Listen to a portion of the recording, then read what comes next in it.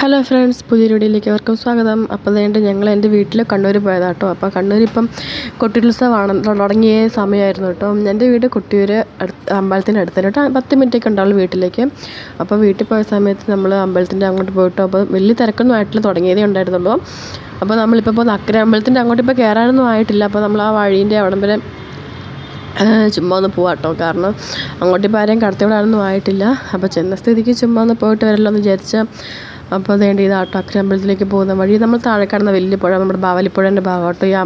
ഈ അക്കരമ്പലം എന്ന് പറയുന്നത് ഈ പുഴേൻ്റെയൊക്കെ ഉള്ളിലാട്ടോ അക്കരമ്പലം. അതാണ് കൊട്ടിയൂരമ്പലത്തിൻ്റെ ഉത്സവത്തിൻ്റെയൊക്കെ പ്രത്യേകത, പുഴേൻ്റെ നടുവിലാട്ടോ. അപ്പോൾ എത്ര മഴയായാലും ഈ അമ്പലത്തിൽ വെള്ളത്തിൽ കൂടെ നടന്നാട്ടോ ആൾക്കാരെല്ലാം അമ്പലത്തിൽ തൊഴാനൊക്കെ പോകുന്നത്.